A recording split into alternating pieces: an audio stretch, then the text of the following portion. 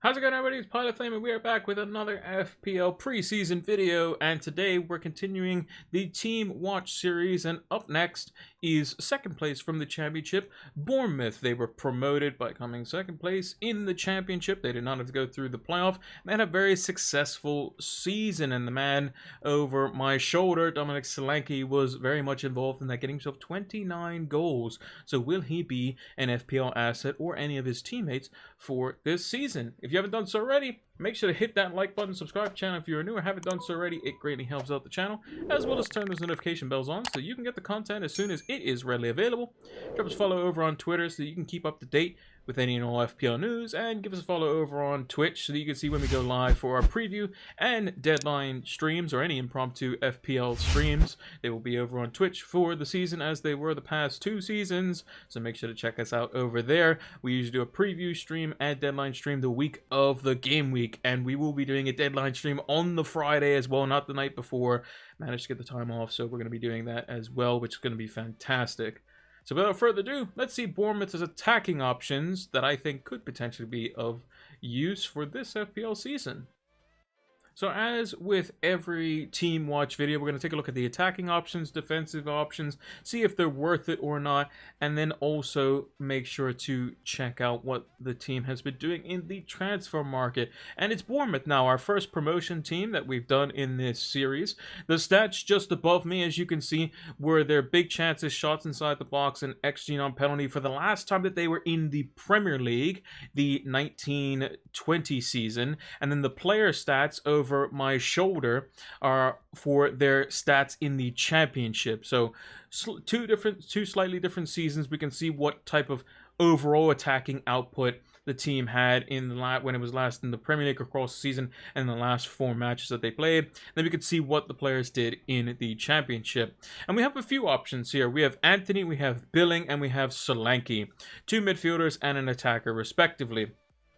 Let's talk about Anthony and Billing. So Anthony typically plays in the front 3, most likely off the left-hand side. 8 goals, 6 assists. Not all that productive, to be honest. You would expect him, if he was going to be more of a goal-scoring threat, he would probably produce a little bit more, I would think, in the championship. Him and Christie were 2 players that are, I believe, are same price point. They're going to be the wide men. Whether they're playing in a 4-2-3-1 or a 4-3-3. They have messed around with both systems.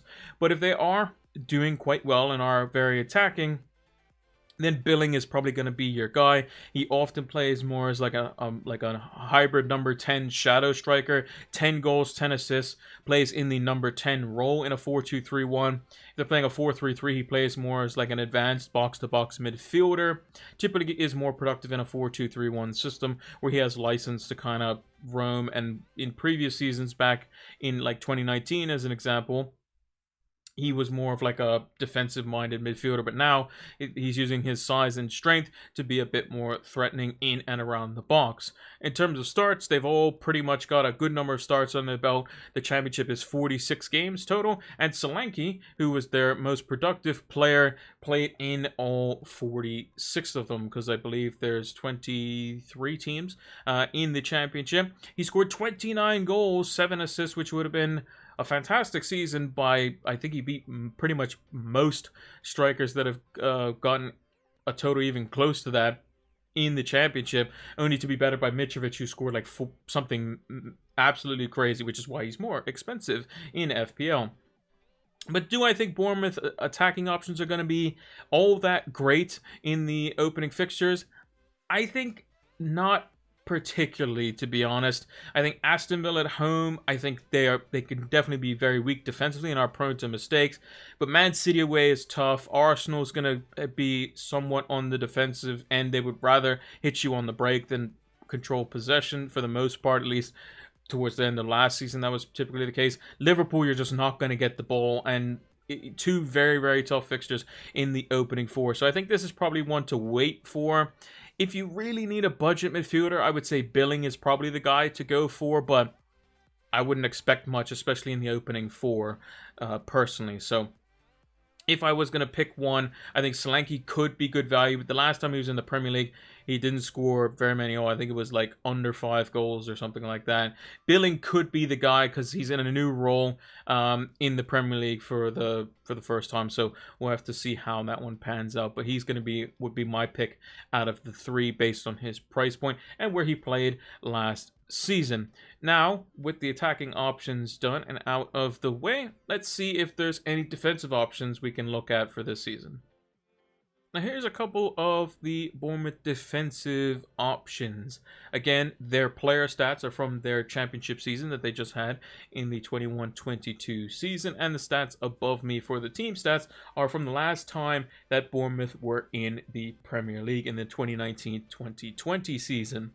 Now, defensively, Bournemouth have never really been that solid, so you would be looking mainly at the attacking fullbacks if there were any. Kelly plays in as a left-sided centre-back, so not really that much goal threat given the amount of starts he had. Travers is just going to be your standard 4.5 million goalkeeper, but there are 4.5 million goalkeepers that are just better, like Sanchez, like Raya. Unless they start doing an absolute madness, then I don't expect them to get any clean sheets, especially in the opening 4. I mean, they play 3 out of the top 5 teams in their first 4 matches. It's not looking good for clean sheets. However, there is one bright spark, and I think that is Zamora. He is someone who seems to be quite attacking, often plays as left back, and has a little bit of threat. The only thing is that would worry me is the number of starts.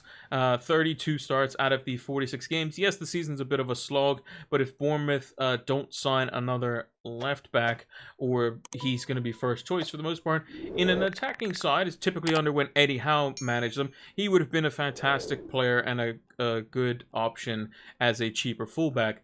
The problem is that there's so many defenders now that are just so good at their price point. I mean, if you look at, 0.5 million more, you have Digne, Cash, Trippier at Doherty as well.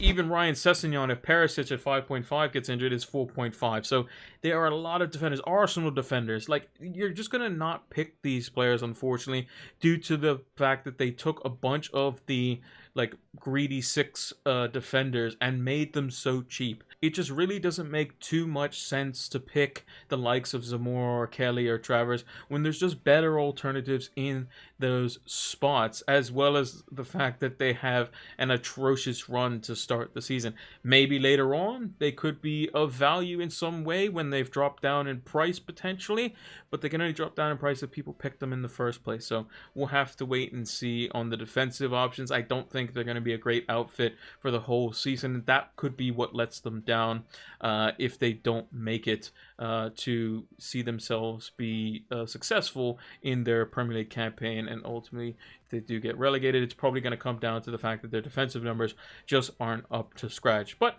we'll wait and see. We'll wait and hope. And hopefully for Bournemouth, they can improve on that and still maintain their attacking prowess under Scotty Parker, who was formerly the Fulham manager. You might remember from a couple seasons ago in the Premier League. Very attacking style of football. So we'll have to see if something has changed there. My bet is probably not. But again, the fixtures will definitely show you. Probably not going to go near the defense anytime soon. But let's see if there's any transfers that might change our mind that Bournemouth are looking at this summer transfer window. Now, there are some potential interesting options for Bournemouth's transfer window. Fredericks, who was formerly of West Ham, was signed on a free 4.5 million. He can play, I believe, off both left and right of a back 4, as well as in a wing back role, as well as a sided center back role in a back 3. So he's pretty versatile. He's probably going to be there just for kind of just veteran leadership in a sense. I'm not sure if he signed a crazy long-term deal or anything like that. I think it was maybe a 1 or 2 year deal. So he's probably going to be there just to kind of steady the ship, and hopefully they can stay up this season, because that's the ultimate goal for a team that is newly promoted. Rothwell was signed from Blackburn at 5 million. He's going to be more of a central midfielder, maybe playing on the off chance over Lewis Cook or Lerma as well in central midfield, maybe in that double pivot, just to give him something a little bit different. Not sure if he's going to be really an FPL asset if he's playing in a midfield too. However, Nat Phillips from Liverpool, who's currently priced at 4 million in the game. If he does go back on loan to Bournemouth, we could have a 4 million starting defender on our hands, which would be very tasty indeed. And if he does anything whatsoever, or it's just in teams, he will shoot up in price, and you'll have a very valuable FPL asset on your hands there. The problem is that, again, defenders are just so good. If you want more premium midfielders, which maybe we do later on in the season, he could come into our FPL teams very easily, because we're always looking for underpriced starting players, and he would definitely fit the bill. In terms of the outs, Cahill, formerly of Chelsea, has left the club as well.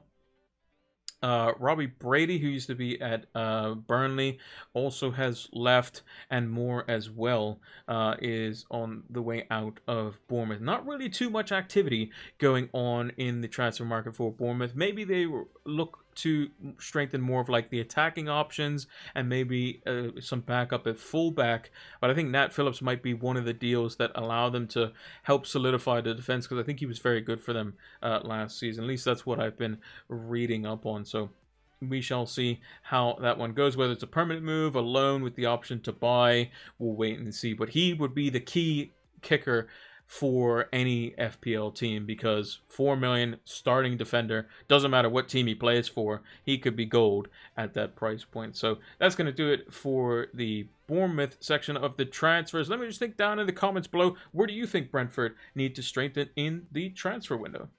Welcome to the Fantasy Football Scout members area, the one place that you need to be tuned into for the upcoming FPL season. It has a wide variety of resources and tools that will help improve your FPL game today. It has a bunch of different members-only articles written by some of the best FPL managers across the globe, heat maps for all the players and positions, as well as player comparison tools, which will help you see side by side who is going to be more effective for your FPL team, fully customizable stats tables powered by Opta stats, and much more. Use the link down in the description below so that you can get access to the Fantasy Football Scout members area today. It'll help improve your FPL game. This video has been sponsored by Manscaped, the best in male below-the-waist grooming.